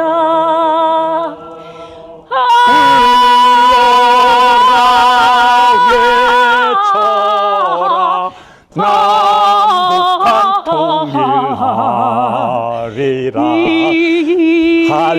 한라에서 백두까지 아리랑 나라 백두에서 한라까지 아리랑에 아리 나라요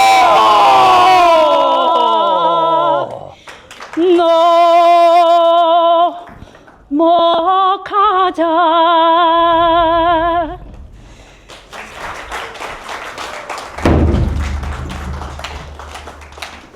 이 땅은 갈라진 땅. 이 땅 죽음. 오 하늘이 80년의 세월 내 아버지의 어머니의 세월 그 아들 딸들이 여기에 있나니 이런 나라 깨이한 나라 조선의 혼이여 평화의 기원이여 생명의 나라로 달려가자.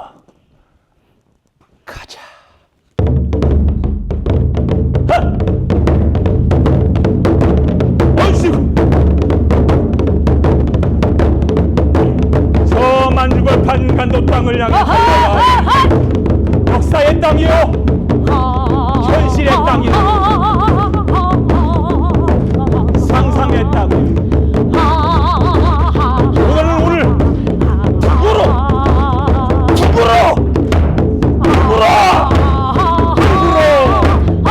달려가보자. 얼씨요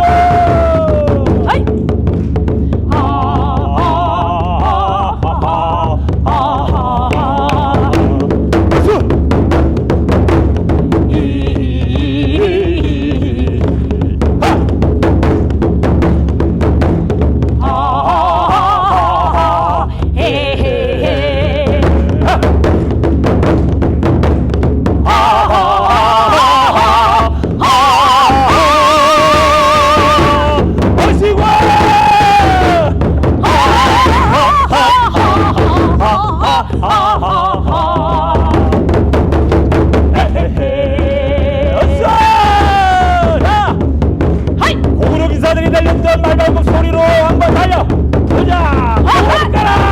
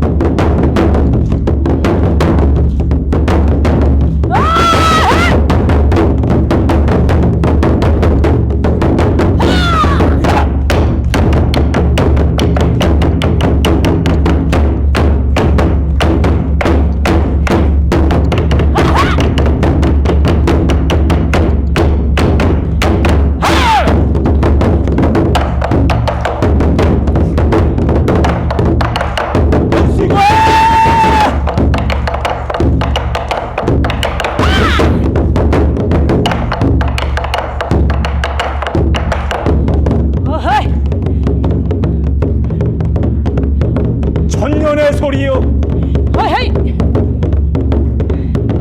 백년의 한이요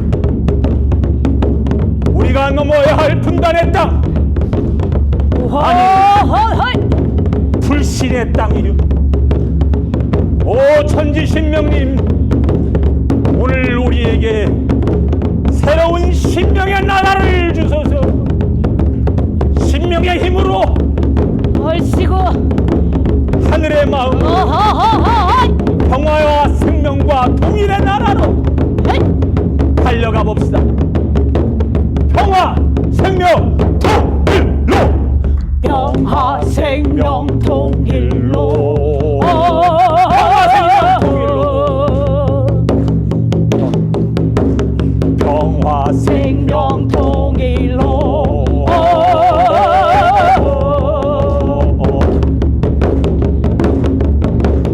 평화 생명 통일로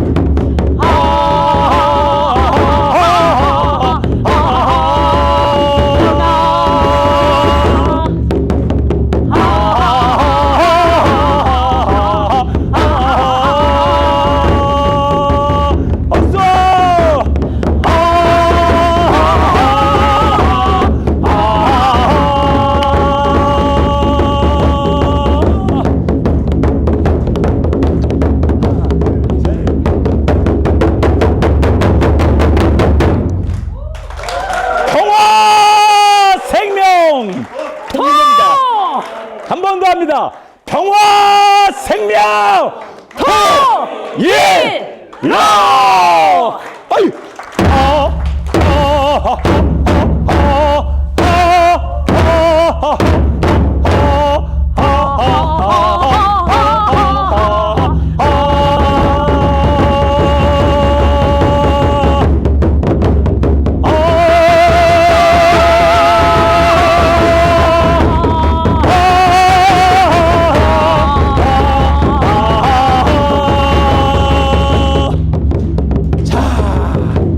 달려야 한다. 우리는 모든 분당과 죽음을 넘어 달려야 한다. 운명의 나라로, 평화의 나라로, 국민의 나라로. 자, 한번 달려보자. 동들아!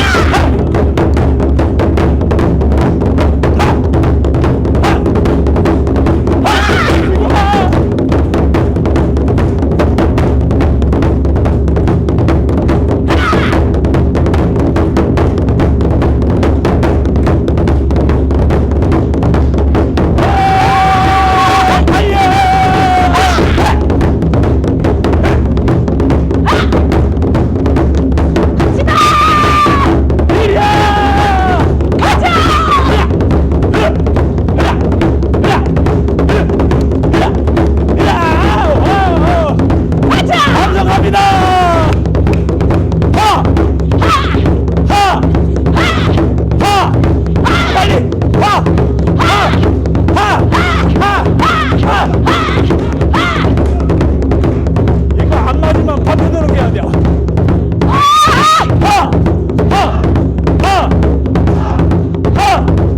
빨리.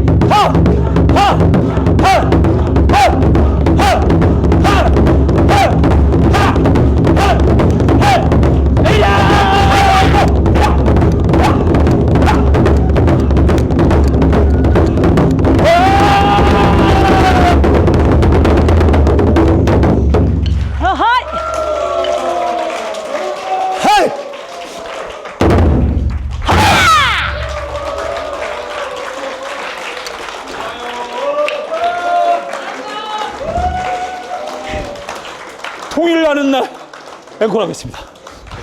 감사합니다.